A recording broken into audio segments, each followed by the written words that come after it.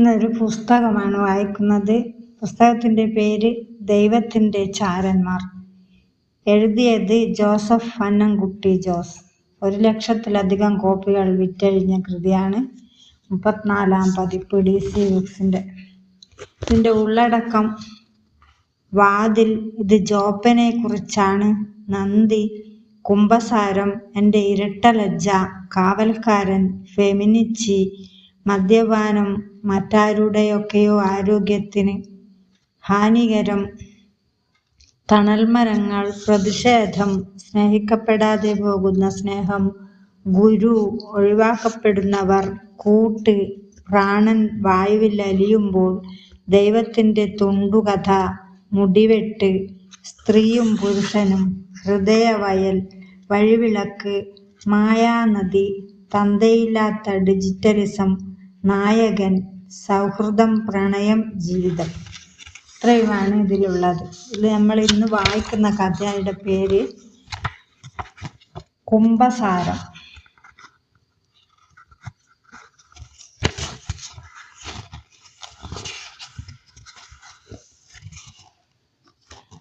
ഒന്ന് തിരിഞ്ഞു നോക്കിയാൽ നമ്മുടെ വാക്കുകൾ കേട്ട് ഉപദേശങ്ങളിൽ വിശ്വസിച്ച് രക്ഷപ്പെട്ടുപോയ ഒരുപാട് പേരുടെ മുഖങ്ങൾ നമുക്ക് ഓർത്തെടുക്കാനാകും. നമ്മൾ ഇപ്പോഴും ഇവിടെ തന്നെ, എങ്ങും എത്താതെ ജീവിക്കുന്നു. ചിലരുടെ നിയോഗം ബാലേട്ടൻ ആവുക എന്നതാണെന്ന് തോന്നുന്നു. എല്ലാവരെയും സഹായിക്കുക, പക്ഷേ സ്വന്തം കാര്യങ്ങൾ നോക്കാനാകാതെ പഴികേൽക്കേണ്ടി വരിക. ഗാന്ധിജിയുടെ മകൻ ഹരിലാൽ ഗാന്ധിയുടെ ജീവിതവുമായി ബന്ധപ്പെട്ട് 2007-ൽ പുറത്തിറങ്ങിയ ഒരു സിനിമയുണ്ട്, ഗാന്ധി മൈ ഫാദർ. ആ സിനിമയുടെ പോസ്റ്ററിൽ എഴുതിയിരിക്കുന്ന വാക്കുകൾ ശ്രദ്ധേയമാണ്.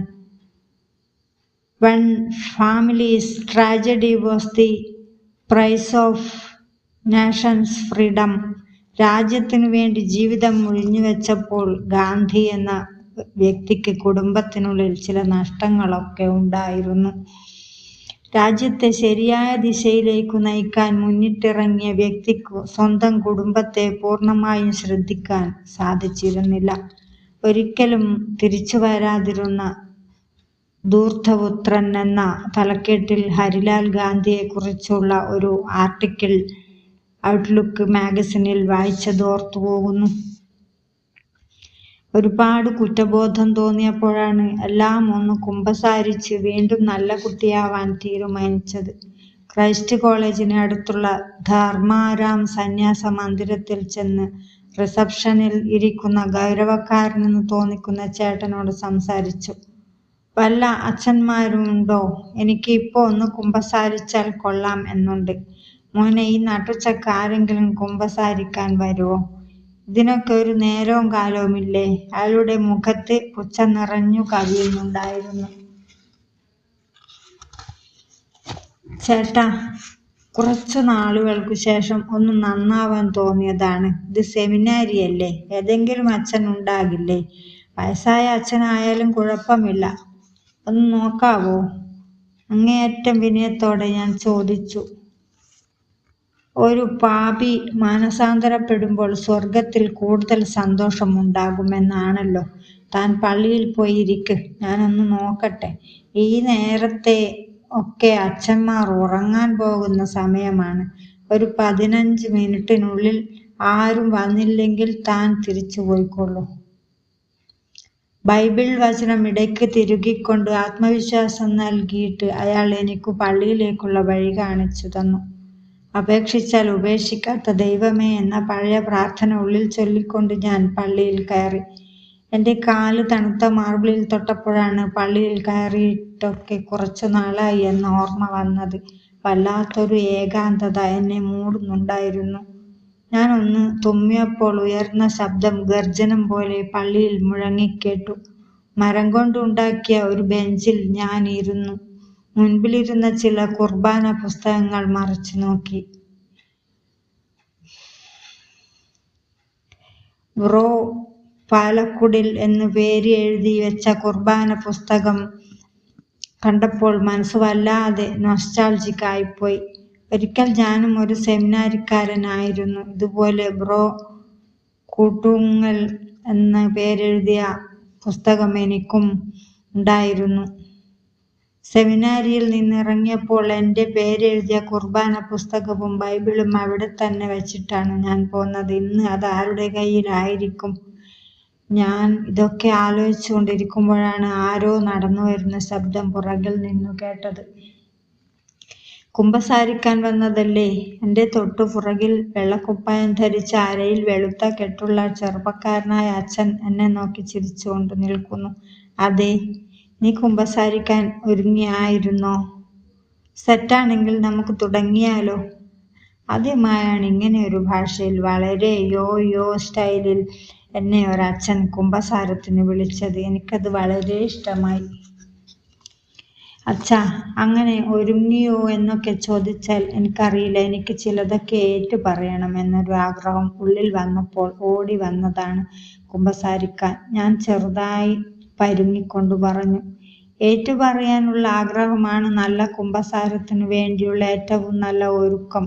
നിനക്ക് കുമ്പസാരക്കൂട്ടിൽ തന്നെ കുമ്പസാരിക്കണം എന്ന് നിർബന്ധമുണ്ടോ?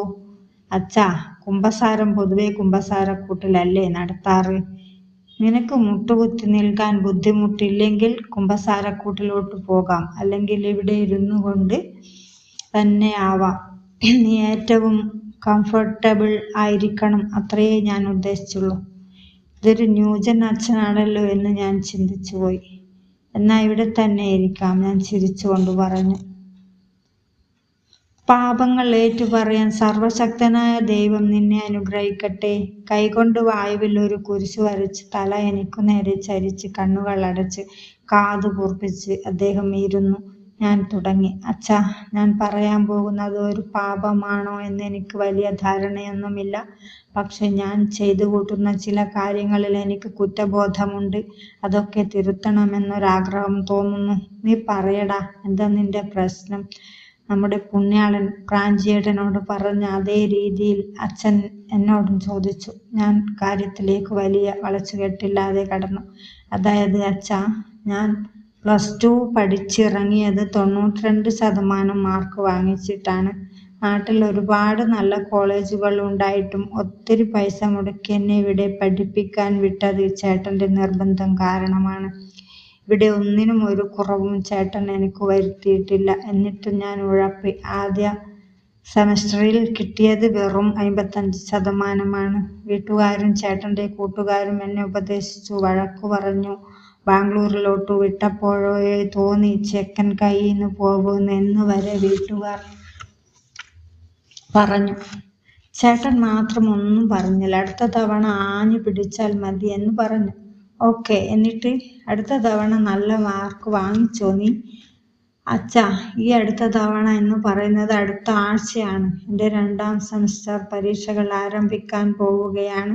ഞാനൊന്നും പഠിച്ചു തുടങ്ങിയിട്ടില്ല. ഇത്തവണ തോൽവി വരെ ഞാൻ മുന്നിൽ കാണുന്നുണ്ട്. എന്നെ ഒന്ന് സഹായിക്കണം. കഴിഞ്ഞോ? ഇത്രയേ ഉള്ളൂ? അച്ഛാ, ഞാൻ പറഞ്ഞില്ലേ, വല്ലാത്തൊരു കുറ്റബോധം തോന്നിയത് കൊണ്ട് ഓടിപ്പിടഞ്ഞു വന്നതാണ്. ഈ പറഞ്ഞത് ഒരു പാപമാണോ എന്ന് പോലും എനിക്കറിയില്ല. പിന്നെ ഒരു കാര്യം കൂടി പറയാനുണ്ട്. എൻ്റെ ചേട്ടൻ തരുന്ന പൈസക്ക് മുഴുവൻ പെപ്സി, കോള, പിസ്സ ഒക്കെ കഴിച്ച് ഞാൻ എന്താ പറയുക, ഒരു ധൂർത്ത സഹോദരനാണിപ്പോൾ. വല്ലാത്ത സങ്കടം അച്ഛാ. അച്ഛൻ ഒന്ന് മുകളിലേക്ക് നോക്കി ചെറുതായൊന്ന് മൂളി. എന്നിട്ട് നേരെ എൻ്റെ മുഖത്തോട്ട് നോക്കി. എന്താ നിന്റെ പേര്? ജോസഫ്. ജോസഫേ, നീ ഈ പറഞ്ഞത് പാപമൊന്നുമല്ല, പക്ഷെ പാപത്തേക്കാൾ ഗ്രാവിറ്റി കൂടിയ ഒന്നാണ്. മടി. നല്ല മടിയുണ്ട് നിനക്ക്. നിനക്ക് നന്നാവണം, പഠിക്കണം എന്നൊക്കെ ആഗ്രഹമുണ്ട്. പക്ഷെ മടിയാണ് അല്ലേ? ഏറെക്കുറെ. ജോസഫേ, ഞാനും ഒരു വിദ്യാർത്ഥിയാണ്. ഇവിടെ ക്രൈസ്റ്റിൽ തന്നെ MA ഇംഗ്ലീഷ് പഠിക്കുന്നു. എനിക്ക് അടുത്ത ആഴ്ച ഒരു പേപ്പർ പ്രസന്റ് ചെയ്യാനുണ്ട്. ഞാൻ അതിൻ്റെ ഒരു വരി പോലും എഴുതിയിട്ടില്ല. ഈ പേപ്പർ അപ്രൂവ്ഡ് ആയില്ലെങ്കിൽ എനിക്ക് പണി കിട്ടും. ഞാൻ പറഞ്ഞു വരുന്നത്, നമ്മൾ 2 പേരും ഒരേ തോണിയിലാണ് ജോസഫേ. അതുകൊണ്ട് തന്നെ ഞാൻ ഇനി നിന്നോട് പറയാൻ പോകുന്ന കാര്യം എനിക്കും കൂടി വേണ്ടിയിട്ടാണ് പറയുന്നത്. ചിലപ്പോൾ അത് എന്നെയും സഹായിച്ചാലോ? നമ്മുടെ 2 ആളുടെ മുൻപിലും ഒരൊറ്റ വഴിയേ ഉള്ളൂ. എന്ത് വഴി? എടാ, ബൈബിളിൽ ഒരു കഥയില്ലേ, മുന്തിരിത്തോട്ടവും കൃഷിക്കാരും? അതിൽ മുന്തിരിത്തോട്ടത്തിൽ പണിയെടുക്കാൻ രാവിലെ കുറെ പേർ വന്നു. അവർക്ക് പറഞ്ഞ പൈസ കൊടുക്കാമെന്ന് തോട്ടക്കാരൻ പറഞ്ഞു. കുറച്ചു കഴിഞ്ഞപ്പോൾ പിന്നെയും കുറച്ചു പേർ വന്നു. അവർക്കും ചോദിച്ച കൂലി കൊടുക്കാമെന്ന് പറഞ്ഞു. പണിയെടുത്തു. അവസാന മണിക്കൂറിൽ പോലും 2-3 പേർ മുന്തിരിത്തോട്ടത്തിൽ പണി അന്വേഷിച്ച് ചെന്നിരുന്നു. അവർക്കും ആ തോട്ടക്കാരൻ ജോലി കൊടുത്തു. അവസാനം തോട്ടക്കാരൻ പണിയെടുത്തവർക്ക് കൂലി കൊടുത്തപ്പോൾ ആദ്യം വന്നവനും അവസാനം വന്നവനും ഒരേ കൂലി കൊടുത്തു. അപ്പോൾ ആദ്യം വന്നവർ പിറുപിറുത്തു. മുതലാളി, ആദ്യം വന്നവരാണ് ഞങ്ങൾ. പകലിന്റെ വെയിലും കഷ്ടപ്പാടും അനുഭവിച്ചവർ. ഈ അവസാനം വന്നവരെയും ഞങ്ങളെയും നീ തുല്യരാക്കിയല്ലോ എന്ന്. അപ്പോൾ തോട്ടക്കാരൻ അയാളോട്, എന്താ പറഞ്ഞ് ജോസഫ്? പറഞ്ഞ്, നീ പറഞ്ഞതനുസരിച്ച് ഞാൻ നിനക്ക് കൂലി തന്നില്ലേ? അവസാനം വന്നവന് എത്ര കൊടുക്കണം എന്നുള്ളത് എൻ്റെ ഇഷ്ടമാണ്. അതിന് നീ ബഹളം വെച്ചിട്ട് എന്ത് കാര്യം? അങ്ങനെ എന്തോ അല്ലേ പറഞ്ഞേ? അതു തന്നെ. എടാ, ഇതേ കഥ നമ്മുടെ ലൈഫിൽ ഒന്ന് അപ്ലൈ ചെയ്ത് നോക്കിയാൽ നമ്മൾ 2 പേരും അവസാനം വന്ന പണിക്കാരാണ്. വേല ചെയ്യാൻ നമ്മുടെ കയ്യിൽ ഇനി ഒരാഴ്ചയുണ്ട്. നമുക്ക് 2 പേർക്കും ഒന്ന് ആഞ്ഞു പഠിച്ചാലോ? മനസാക്ഷിയുള്ള നല്ല തോട്ടക്കാരനാണ് ദൈവം. നമുക്കും ചോദിക്കുന്ന കൂലി കിട്ടുമായിരിക്കും. 5 അപ്പം കൊണ്ട് 5000 ആളുകൾക്ക് ഭക്ഷണം കൊടുത്ത മനുഷ്യനല്ലേടാ. നമ്മുടെ കയ്യിലുള്ള ഈ ഒരാഴ്ച ആത്മാർത്ഥമായി പഠിച്ച് പുള്ളിക്ക് കൊടുക്കാം. ചിലപ്പോൾ 5000ന്റെ അത്ഭുതം നമ്മുടെ ജീവിതത്തിലും സംഭവിച്ചാലോ? അച്ഛാ, കേട്ടിട്ട് ഇതൊക്കെ ഉണ്ട്, ഒരു കോൺഫിഡൻസ് ഒക്കെ തോന്നുന്നുണ്ട്. എന്നാ പിന്നെ ഇപ്പം തന്നെ നമ്മൾ 2 ആളും ചില തീരുമാനങ്ങൾ എടുക്കണം. നമ്മുടെ ആദ്യത്തെ തീരുമാനം കഴിഞ്ഞുപോയ സമയത്തെക്കുറിച്ച് ആലോചിച്ച് സങ്കടപ്പെടില്ല എന്നതും, രണ്ടാമത്തേത് ഈ ഒരാഴ്ച പറ്റാവുന്ന അത്രയും നന്നായി പഠിക്കും എന്നതുമാണ്. അച്ഛൻ അത് പറഞ്ഞത് നിരാശ കൊണ്ട് ഇരുൾ മൂടി എൻ്റെ മനസ്സിൽ പ്രതീക്ഷയുടെ മെഴുകുതിരി കത്താൻ തുടങ്ങിയിരുന്നു. പിന്നെ നീ ഈ കോള കുടിക്കണ നേരം കൊണ്ട് ക്യാരറ്റ് ജ്യൂസ് കുടിക്ക്. കണ്ണിന് ബെസ്റ്റാണ്. നിനക്ക് ധൂർത്ത് എന്നൊരു കുറ്റബോധവും ഉണ്ടാകില്ല. മാത്രമല്ല ഈ സോഫ്റ്റ് ഡ്രിങ്ക്സ് അത്ര നല്ലതൊന്നുമല്ല. അപ്പോൾ പാപപരിഹാരമായി എന്താണ് ചെയ്യേണ്ടത്? ഒരാഴ്ച കുത്തിയിരുന്ന് പഠിക്കുക. സോഫ്റ്റ് ഡ്രിങ്ക്സ് കുടിക്കുന്നതിനു പകരം ഫ്രൂട്ട് ജ്യൂസ് കുടിക്കുക. ഞാൻ അറിയാതെ ചിരിച്ചുപോയി. ആദ്യമായാണ് ഒരു കുമ്പസാര സമയത്ത് ഞാൻ ചിരിച്ചുപോയത്. അന്ന് വരെ ഞാൻ ഇതുപോലൊരു കുമ്പസാരം നടത്തിയിട്ടുമില്ല. ഇത്രയും പ്രാക്ടിക്കലായ ഒരു പാപപരിഹാരവും കേട്ടിട്ടുമില്ല. എനിക്കും വേണ്ടി പ്രാർത്ഥിച്ചോളൂ. അച്ഛൻ അനുഗ്രഹിച്ചു വിട്ടു. പള്ളിയിൽ നിന്നിറങ്ങിയപ്പോൾ +2-ന് ശേഷം ഉറങ്ങിപ്പോയ പഠിപ്പിച്ചുണർന്നു കഴിഞ്ഞിരുന്നു. എന്തൊക്കെയോ ചെയ്തു തുടങ്ങാനുള്ള ആവേശം ഉള്ളിൽ കത്തുന്നുണ്ടായിരുന്നു. ഒരാഴ്ച കുത്തിയിരുന്നു പഠിച്ചു. പരീക്ഷയൊക്കെ പതിവിലും നന്നായി എഴുതി. 3ാം സെമസ്റ്റർ പകുതിയായപ്പോൾ കഴിഞ്ഞ സെമസ്റ്റർ റിസൾട്ട് വന്നു. 450 മാർക്ക് കിട്ടി. അതായത് ഡിസ്റ്റിങ്ഷൻ അടിച്ചിരിക്കുന്നു. ഞാൻ റിസൾട്ട് കാര്യം ആദ്യം വിളിച്ചു പറഞ്ഞത് ചേട്ടനോടാണ്. അഭിമാനവും ആകാംക്ഷയും 70:30 അനുപാതത്തിൽ മിക്സ് ചെയ്ത ഒരു വിളിയായിരുന്നു അത്. ഞാൻ പറഞ്ഞില്ലേടാ, നീ തകർക്കുമെന്ന്. ഇന്ന് രാത്രി നമ്മൾ പൊളിക്കും. 90:10 അനുപാതത്തിൽ അഭിമാനവും സന്തോഷവും മിക്സ് ചെയ്ത് ചേട്ടൻ പറഞ്ഞു.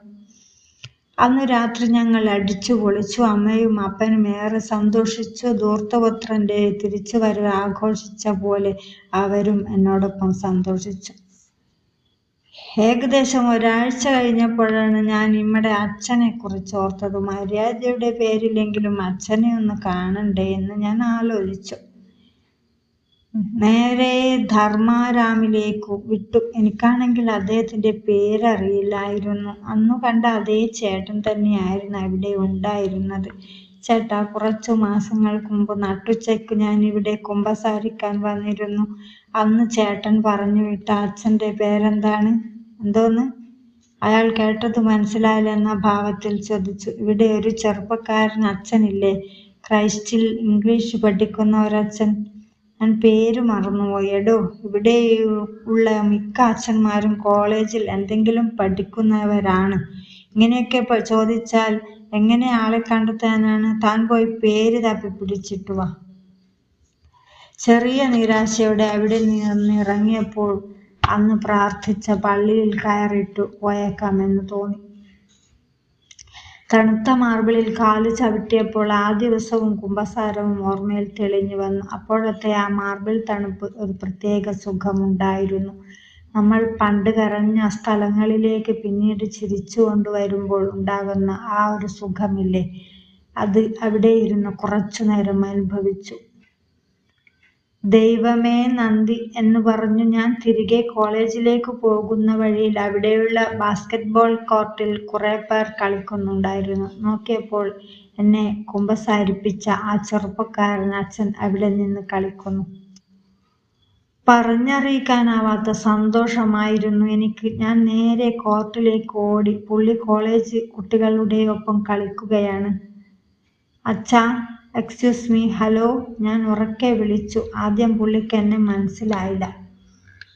അച്ഛാ, ഞാൻ ജോസഫ്. 3 മാസം മുമ്പ് കുമ്പസാരിക്കാൻ വന്നിരുന്നു, ഓർക്കുന്നില്ലേ? ആ ജോസഫേ, ഞാൻ ഓർക്കുന്നുണ്ട്. എന്തായി കാര്യങ്ങൾ? അച്ഛാ, റിസൾട്ട് വന്നു. 80% മാർക്കുണ്ട്. ഞാൻ അച്ഛനെ കണ്ട് നന്ദി പറയാൻ വന്നതാണ്.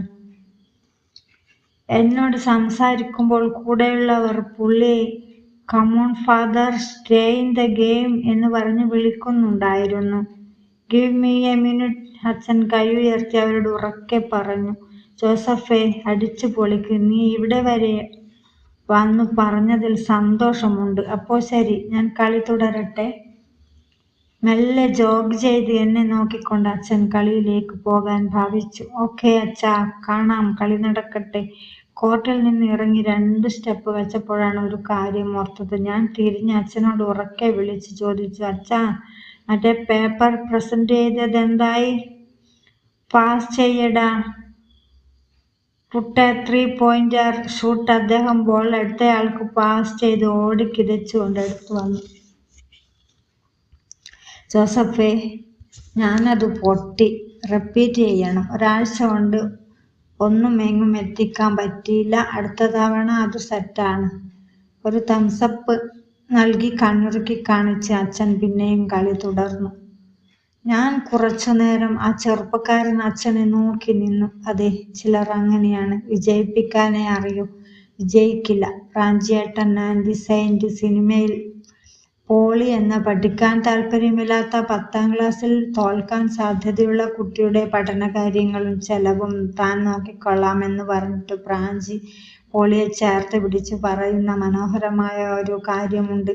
എടാ പോളി, ഈ പറയണ 10ാം ക്ലാസ് ഞാനും പാസ്സായിട്ടില്ല.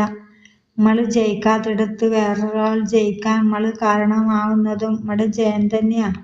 സ്നേഹം നിറഞ്ഞ അച്ഛാ, എന്തുകൊണ്ട് ഞാൻ അങ്ങയുടെ പേര് ചോദിക്കാൻ രണ്ടാമതും വിട്ടുപോയി എന്ന് ഇപ്പോഴും എനിക്ക് വലിയ നിശ്ചയമില്ല.